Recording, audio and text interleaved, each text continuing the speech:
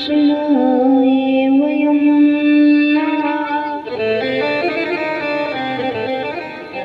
भगवान का स्वरूप सच्चिद आनंद घन है। तीनों पापों का हरण करने वाले हैं कौन? कौन हरण करने वाले हैं? गोविंद, देव और भक्ति। और ऐसे ठाकुर जी का विग्रह है कौन? श्रीमद् भागवत महापुराण। और श्रीमद् भागवत महापुराण क्या है? ज्ञान वैराग्य भक्ति प्रेम के सहित जो परमात्मा का बोध करा दे उसे श्रीमद् भागवत कहते हैं। भागवत महापुराण में ज्ञान है, वैराग्य है और भक्ति है। तो क्या जो भी प्राणी मृत्यु के भय से अभय, अभय का मतलब निडर। अगर कोई मृत्यु के भय से अभय पाना, जीते जी कि मृत्यु अभी आती है तो हाल आ जाए, कोई डर नहीं। ये कब होगा? जब हमारे हृदय में वैराग्य आएगा। हमारे हृदय में जब तक वैराग्य नहीं होगा, जब तक हम भगवान की कथा से भी हमारा कल्याण नहीं हो सकता। क्यों? प्राणी मरना क्यों नहीं चाहता? वो इसलिए मरना नहीं चाहता कि उसके घर परिवार से उसको प्रेम बहुत है, बच्चों से लगाव बहुत है। मोह यदि मर ना जाओ, क्यों? इनको कौन संभाले? इनके घर को कौन संभाले? इनके खेत को कौन संभाले? तो हे शौनक जी, अगर कोई जीव, अगर कोई मानव मृत्यु के भय से अभय पाना चाहता है तो उस मानव के लिए भगवान की मंगलमय कथा श्रवण करना चाहिए। सदाशिव्या श्रीमद्भागवतीं कथा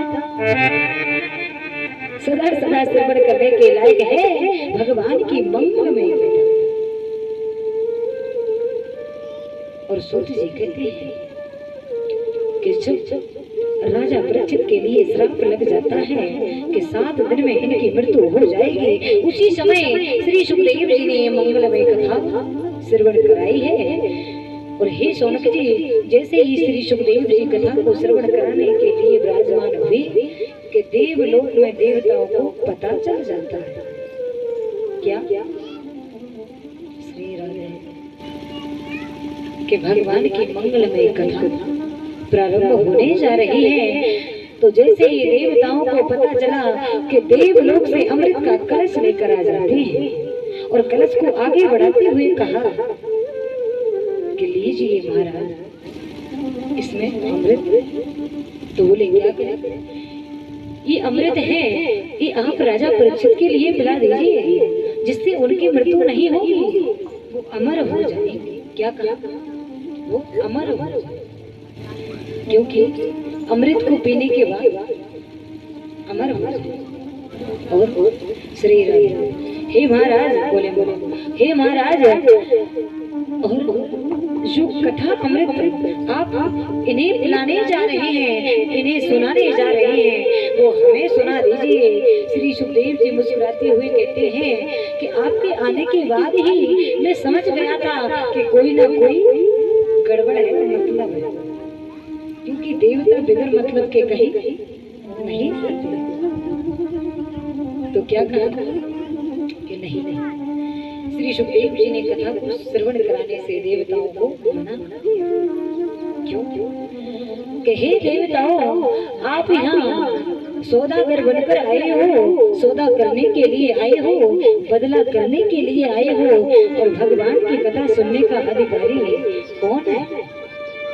जो भाव से भगवान की कथा सुनने आए उसी को भगवान की कथा श्रवण कराई जाती है। और हे देवताओं, आप तो सौदा करने के लिए आए,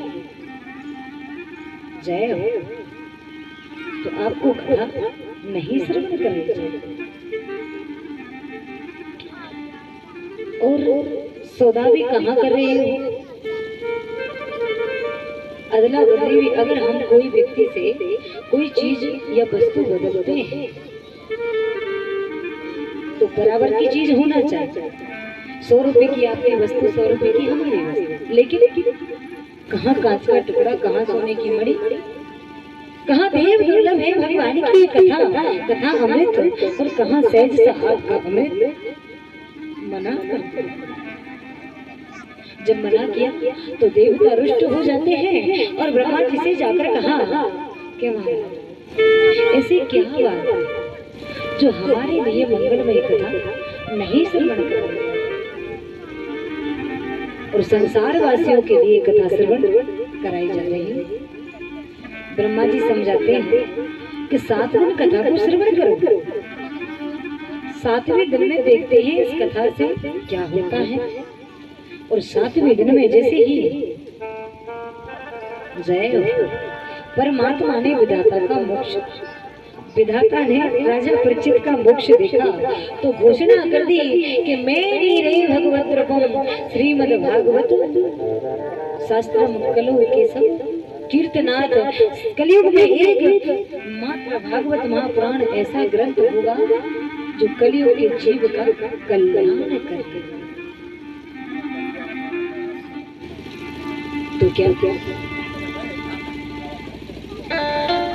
जय जय जय। जब घोषणा कर दी तो क्या कहा, काल ब्यान मुख ग्रास निर्णास ही तवे श्रीमद् भागवतम शास्त्रम कलो कीरेण भासितम। काल व्याल मुख ग्रास, कलयुग काल रूपी सर्प के मुख का कहीं ग्रास ना बन जाए कोई प्राणी, ऐसा विचार करके श्री सुखदेव जी ने भागवत संहिता का प्रवचन किया।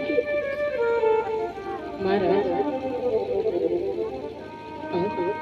अब सौनक जी ने प्रश्न कर दिया कि महाराज ये तो बताइए कि ये 7 दिन सुनने की जो परंपरा प्रारंभ हुई वो परंपरा किसने प्रारंभ की?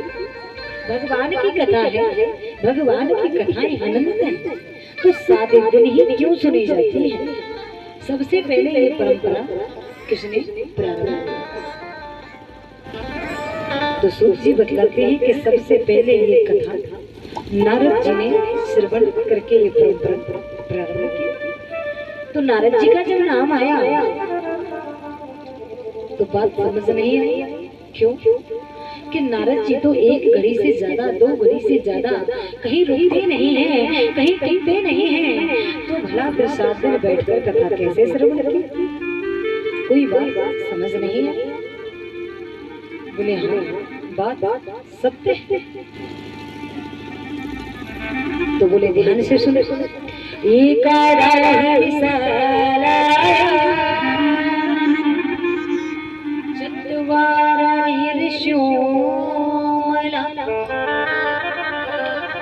सत्संग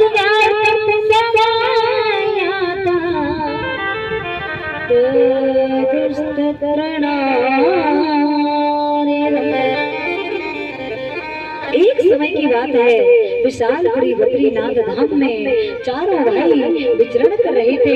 सनत सनंदन सनातन सनत कुमार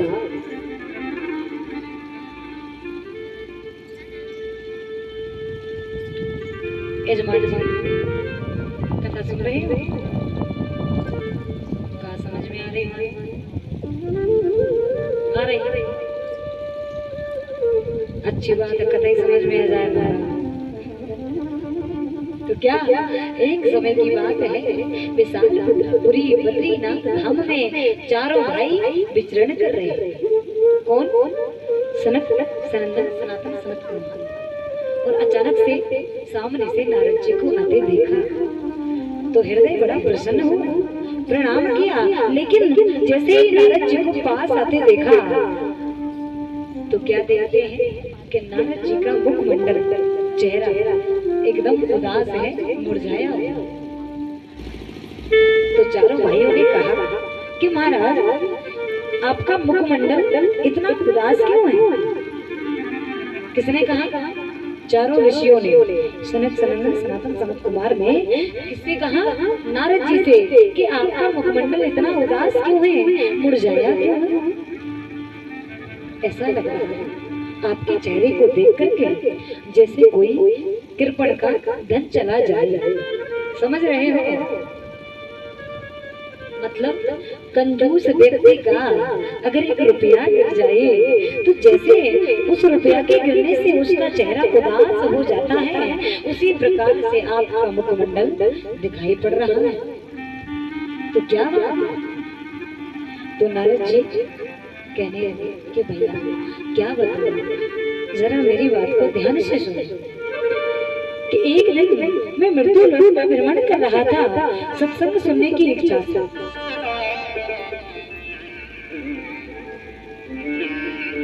समझ आ रहा है? क्या सुन रहे हो? बढ़िया सोए लो महाराज, ठंडी ठंडी हवा चल रही है, आनंद है। तो क्या क्या श्रवण कर रहे हो? नारद जी क्या कहने लगे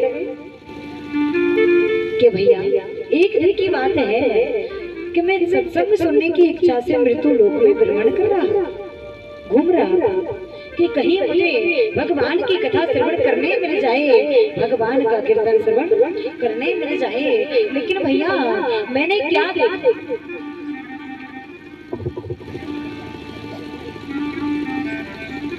कि सत्संग तो कहीं नहीं मिला, भगवान की कथा तो कहीं नहीं मिली, लेकिन क्या मिल गए?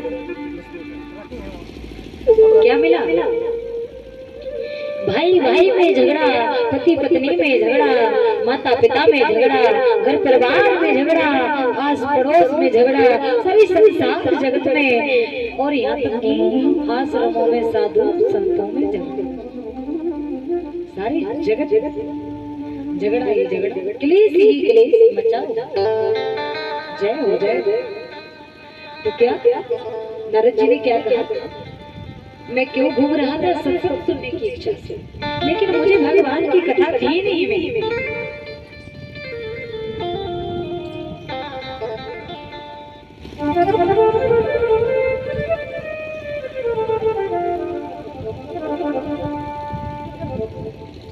श्री राधे। क्या मिला? झगड़ा ही झगड़ा। तो जब मैंने ऐसा